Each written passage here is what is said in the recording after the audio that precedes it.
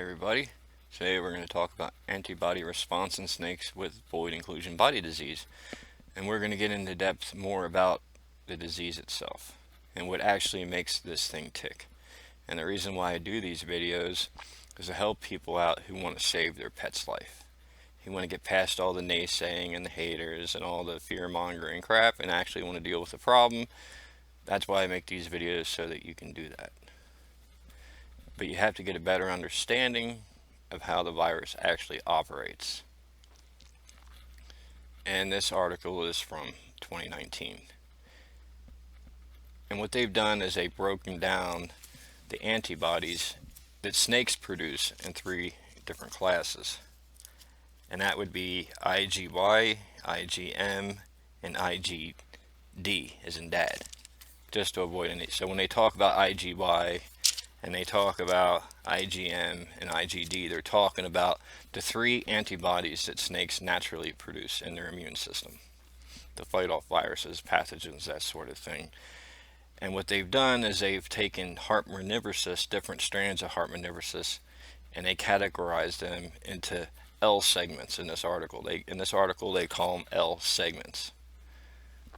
And another second strand that's needed to cause the encoding or the encryption of the cells needs an S segment. So you need an L segment, Reptarenavirus apparently, or Reptarenavirus if you want to call it that, and you need a second S segment to make the encoding process happen. And that's when the blood cells become encoded, they become dysfunctional. The blood cells that carry the oxygen to the organs, that sort of thing, that's what makes the organs fail to begin with, is the cells are being arrested, encrypted, encoded, however you want to put it. And they broke it all down pretty nicely in this article, which I like very much, and I like to share it with people. Because in my case, of course, with Hercules, he obviously had both the L and S segments because I took him back down and he did have the inclusions in the blood. If you have an animal tested and they have inclusions in the blood, that can tell you for sure they have both the required L and S segment Reptarenaviruses working in conjunction with each other to actually make BIVD, the disease itself, if that makes any sense. And this is a potentially fatal disease that only affects captive snakes. And in my opinion, the reason why they can't find it in the wild is because your wild snakes are carrying the IgM, IgY antibodies, IgD antibodies in the wild, and they don't have the S and L segments in the blood, so therefore they're not going to become infected because of their environment. You bring them into captivity, temperatures are shabby, lighting can be shabby for a lot of keepers, and that's basically how the virus can unfold, is because it can then unlock their natural viral reservoir that they've talked about in other articles that they think that they naturally carry, but they can't identify them because of a phenomenon called viral dark matter. So the animals actually have to become infected and the immune system has to become compromised before they can start seeing these Reptarenavirus, Reptarenaviruses, that sort of thing.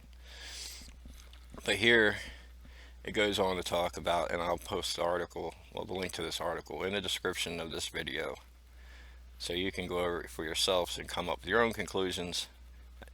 Alright, so it is a bi-segment single-stranded negative sense RNA. Alright, so it's a negative RNA virus.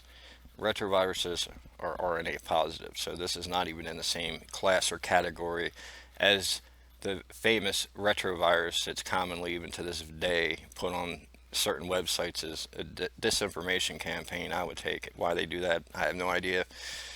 I have no idea why, but it's always misidentified as a retrovirus or a guaranteed neurological disease. It is not a guaranteed neurological disease because it requires both L and S segments for the encryption process to even start.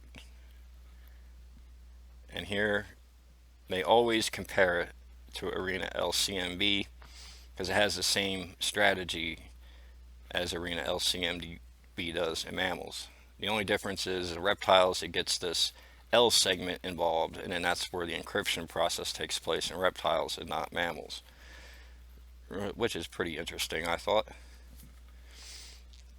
And it says here, it goes all through the LCMV and the comparisons, and they say currently not much is known about the immune response, but I highly recommend people take the time and read this word for word, learn it, understand it.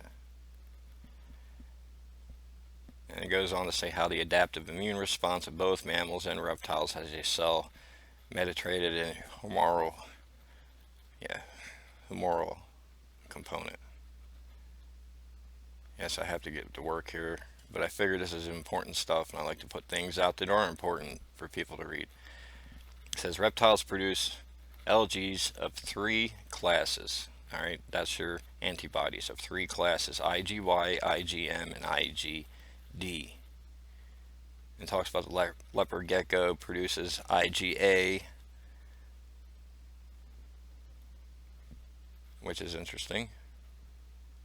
So I think it's pretty cool to learn about all this stuff. I've had 2 years of on-hand experience dealing with clinical ill animals. It goes on to say how the reptile antibody response is weaker and slower than mammals. Well, that's to be expected because in mammals, you digest your food a lot faster, your body temperatures internally are higher, so everything works a lot faster in a mammal. So of course it would be expected that the antibody response in these reptiles is actually going to be slower. So the whole idea is to give them passive immunity for the antibodies to be produced that may be missing in each individual case. All right. Based BAV diagnostics and the detection of IBs and cell blood smears. It goes on and gives you all these nice little graphs. There's one thing I wanted to show people because they don't do a very good job of organizing this like information. They kind of like put punchlines hidden in the articles. I don't know if that's done for whatever reason, I don't know.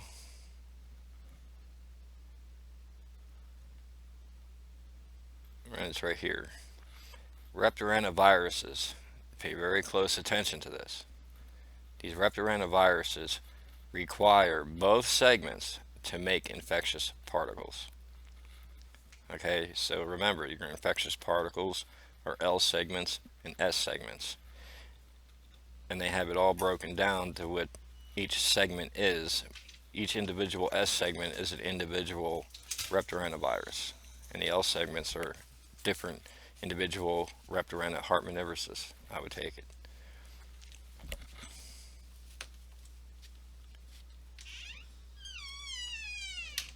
We confirm Reptarenavirus blood infection in all BIV positive animals, and the majority, 23 to 34, of these snakes carried all 3 S segments. Okay, and you go in the beginning, way up here,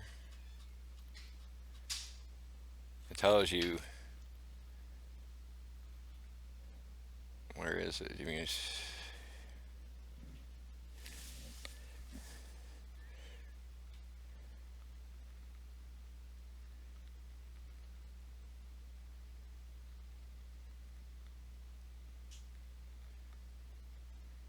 See the IBDs, the IBS, consists mainly of arenavirus nucleoprotein.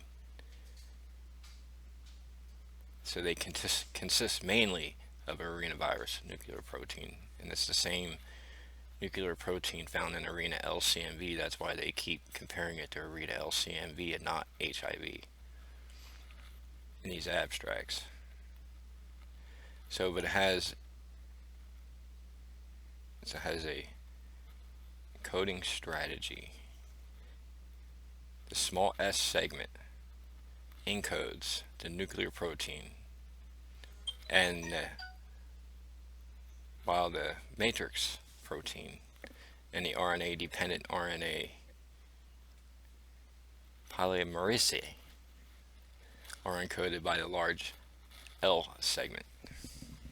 Forgive me if I'm pronouncing this wrong, but uh, the elite channels out there, that have thousands and hundreds and millions of subscribers, will give you a few paragraphs when they very rarely, and I do mean exceptionally rarely, talk about inclusion body disease in these animals. You'll get a 40-year-old piece of data and quickly on and off the subject, and that's just the end of that. And this is why I make these videos, is to help people save their animals' lives, that want their animals' lives to be saved. It's very doable because, see, it says they often harbor more L than S segments during the encoding process. So if you have an animal that only has the S segments in the blood, they can actually pass the blood test, go under the radar, because they're missing the L segments. But then again, there's other animals that test positive for BIBD that are carrying 3 of the S segments, which is also very interesting.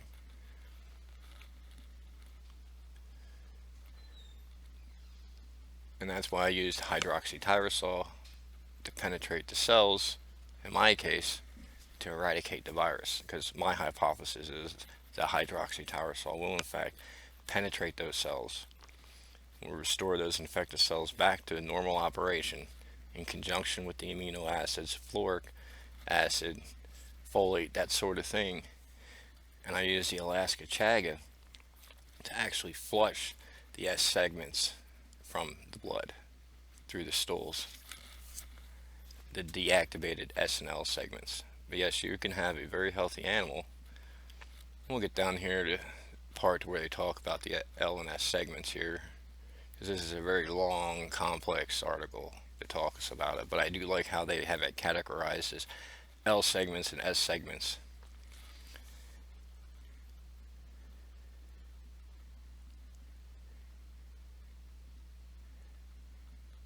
See, it says Reptarenavirus, we said that before, require both segments to make infectious particles. It has to be infectious to be contagious. Just keep that in mind.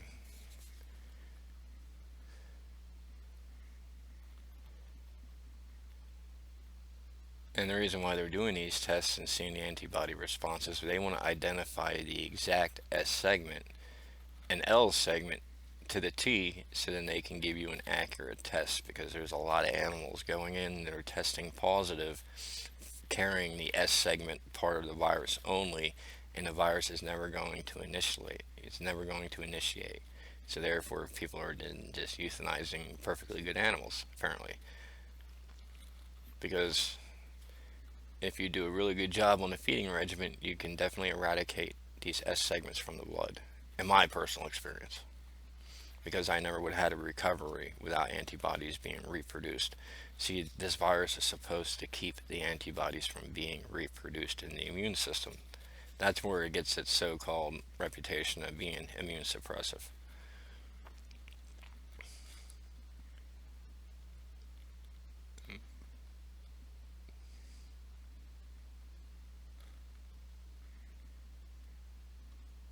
And your best case scenario would have an animal with at least 2 of the antibodies in place with no L or S segments in the blood whatsoever, and that animal would be in perfect condition.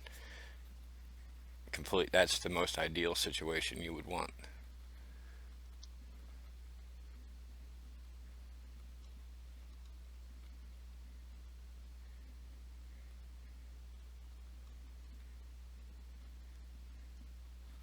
But I read these abstracts all the time, and I just share them with other people.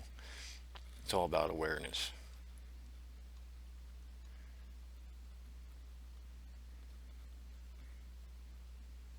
And they investigated the potential association between a number of S segments found and the antibody response. Because remember, one of the S segments is one of the encoders needed, along with one of the L segments. So they're trying to pinpoint which L segment, which S segment will lead to the guaranteed infection. See, there's no guarantee. If your animal has those 3 S segments and no L segment, then the inclusions aren't going to happen.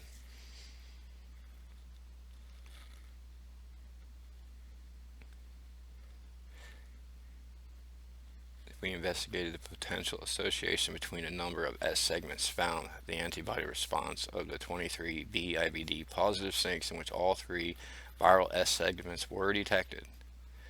26.09%, because they did a collection of 70 snakes here, so this is where the percentage of 70 snakes come from, were positive for the anti-UGV-IgY, meaning they were positive for one of the antibodies that they were naturally carrying.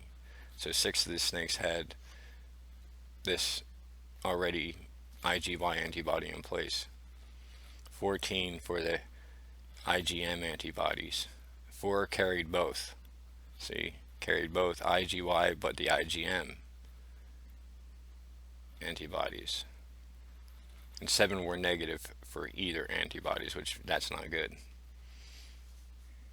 Among the 9 snakes, with 2 S segments that were detected that exhibited the IgY antibodies, and 3 were positive for the IgM antibodies, the 2 IgY positive snakes also carried anti-IgM antibodies. 6 snakes were negative for either antibodies, meaning they were kind of no antibodies at all.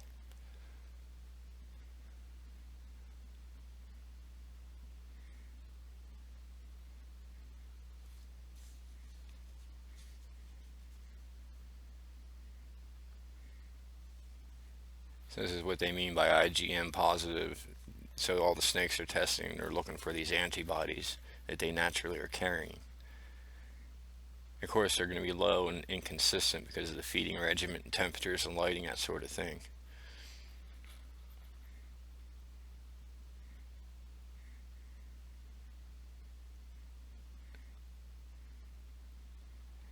So both snakes in which a single viral S segment, so it just had just a single S segment detected in the blood, was detected, exhibited both IgY and IgM response.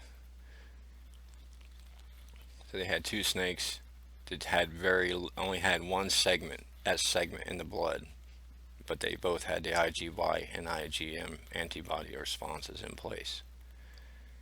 Means they were doing a very good job of fighting off the virus.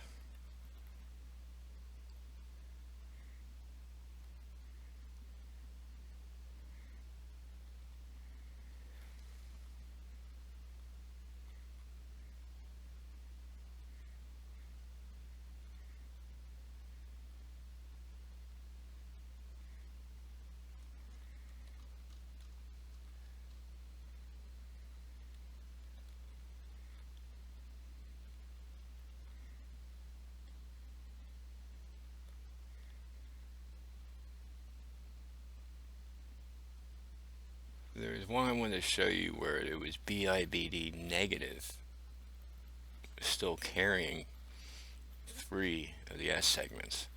And that's a scary thought, because how many millions of people go out there and get a test done and they're getting a negative result, and yet the snake has 3 S segments in the blood, 3 different strains going on. Well, that's where your false negative would come from, apparently. That's why they do these abstracts and all these experiments, is to try to conjure up a specific S segment signature with an L segment signature that's going to guarantee an IBD infection. Because they know, just as well as I do, that just because your animal has 3 S segments, it may even come back positive, or it can come back negative, just depending. There's no guarantee that it's going to be an infection in that particular animal. And of course, then things can be done to make the S segments go away, and feeding regimen, temperatures, that sort of thing. That's what I do for my collection.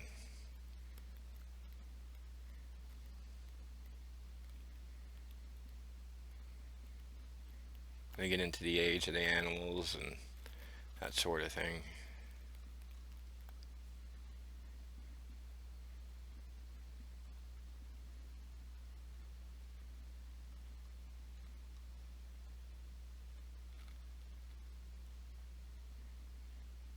I'll post the link in the article and you can go through it.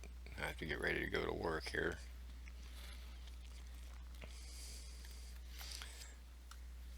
wanted to put in a quick video. I haven't been able to do too many videos lately because I've been putting in a lot of work in trying to get things financially situated.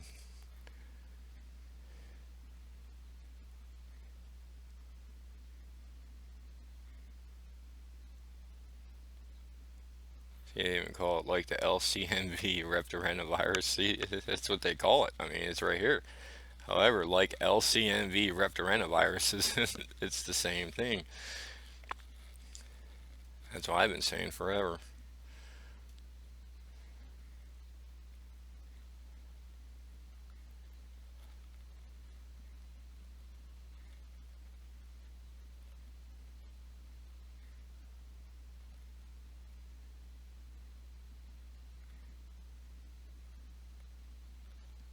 It was a real important.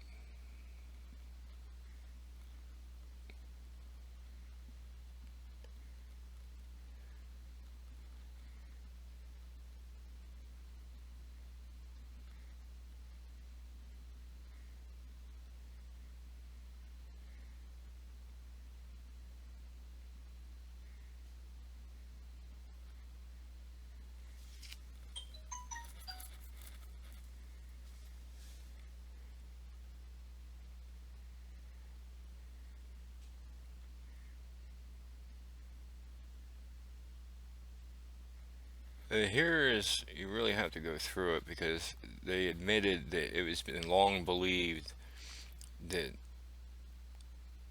these mice and rodents that had LCMV infection just had to live with it. But then they found that that was wrong, that they actually produced the antibodies and fought the virus off. It was really interesting because that's where this always comes from. Our old arenavirus and reptiles is forever. Because those individuals I don't think understand that they produce three classes of antibodies apparently.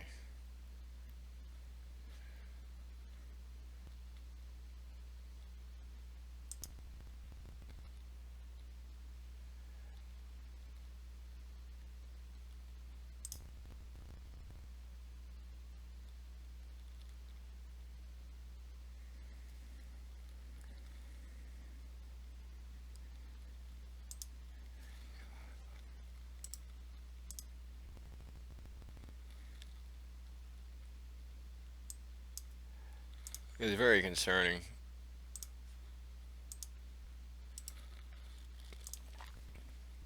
See here in the B IBD negative snakes, okay, we found all three viral S segments in 7 snakes out of the 70 that they've tested. So there you go. So how many millions of times has that happened? Makes you wonder, don't it?